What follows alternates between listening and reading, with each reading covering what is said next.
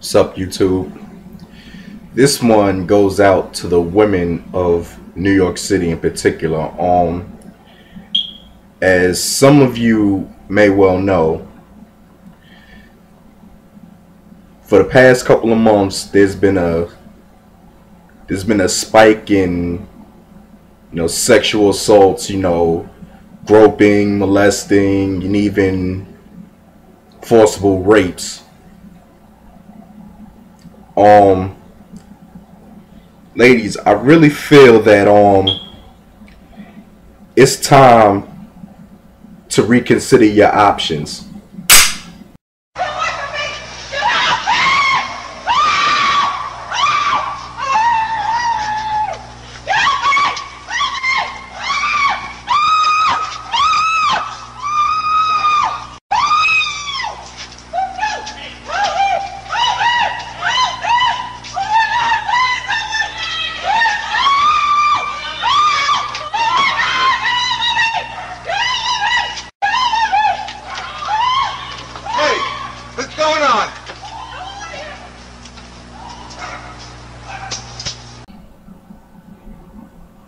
Now, ladies, I used to do security in a hospital a couple years back, and I've had the misfortune of seeing a handful of rape victims be brought into my hospital.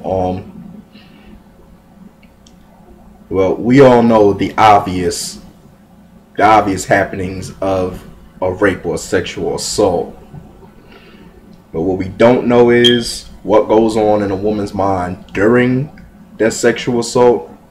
But let me tell you, the women that they brought in,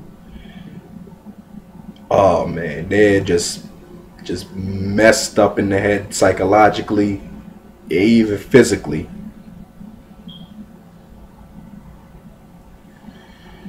Man, it's a horrible thing to see, especially the psychological effects of the sexual assault, because I've had to restrain one woman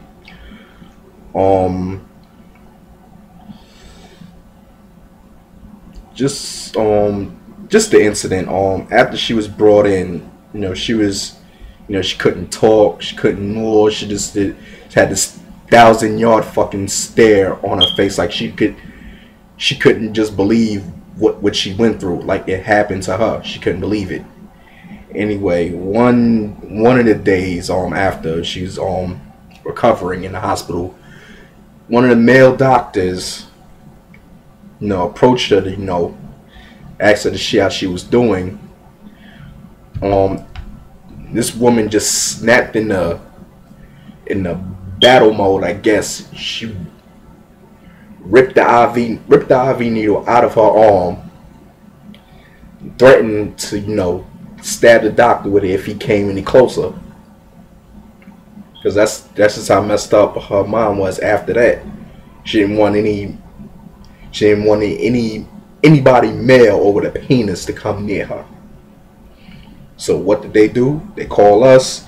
We had to go up there. It's like, oh, what's going on? Oh, like, oh, she's a little off. She's threatening to stab the doctor if he comes any closer, and he has a check up on us how she's doing. So we go in there, and she's giving us a staying treatment. Stay back, don't come near me. And this one broke my heart, because we had to basically throw a heavy sheet over and tie up in bed restraints. And you hear this woman screaming, "Oh, stop it, leave me alone, stop it, let go of me, I want to go home."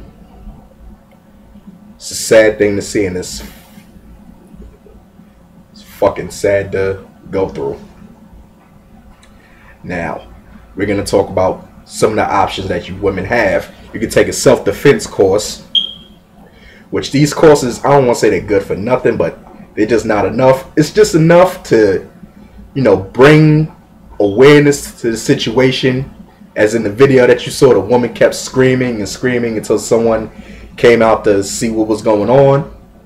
That's just to bring awareness to the situation that you're going through, to get help, or just to get the attacker just off of you and away from you, so you could just get away and go call the cops or something like that. It's not to get in a knockdown, drag out brawl with a would-be attacker, because that's the last thing you want to do, because if your attacker is doped up on something, he's not going to feel those punches and kicks and scratches and whatnot. He's just going to keep coming at you until he gets what he wants, which is your vagina, and that is clearly not an option. Now, choice number 2, you get yourself some pepper spray, which is a little shaky, because some men out there have been in this situation before. They've been maced they've been pepper sprayed so many times that, you know, they've built up an immunity to it. Now they just use the shit that clear their sinuses. Now, I was gonna say mace, but you're not getting the same grade of, you're not getting the same chemical weapon as the greater chemical weapon as the police get. They get actual fucking mace, which oh my god. I mean, I haven't been directly maced. I received a miss from the mace because I was standing next to someone that the police were trying to mace. I got the miss and felt like my fucking face was melting, eyes ready to explode and everything. So I can't imagine what that guy went through. Anyway, it's not as strong as police mace, but I'm saying, if you got a rookie this first time out and he's trying to get into your goodies and you happen to mace him, yeah, that might work. But it's just not enough. I don't feel it's enough. Your third option, carry a knife or a box cutter or some sharp instrument on you. Let me tell you something. The legality of knives in New York City is you can't carry a knife around in your pocket that has a blade longer than 3 inches. Now, I have a steak knife. I have a steak knife scar right here in my arm. This is coming up from breaking a female fight, which I know not to do anymore. Anyway, that knife wasn't no fucking 3 inches, and it hurt like a bitch. Anyway, in order for a 3-inch knife to be effective against a would-be attacker, the person using it would have to be trained by the U.S. Marines, or had to be in some special forces outfit that teaches you how to kill people with sewing needles and paper clips and shit. Basically MacGyver shit. Now, most of the people in New York City, as far as women go, not a lot of them had military training, especially on that level. So a 3-inch knife will be ineffective against a would-be attacker. But then again, if you have a K-bar or a big-ass Crocodile Dundee knife, you'd have to be careful. You'd have to be careful, you know, how you're using it, because if this guy gets the fucking knife away from you, he's gonna use it on you. He's gonna cut your throat, and then he's gonna rape you while you bleed to death. So if you use a big-ass knife like that, well, providing that the police won't arrest you afterwards, you really got to know what you're doing. Which brings me to option number 4. Am I on 4? I lost count. Anyway, this brings me to my little friend.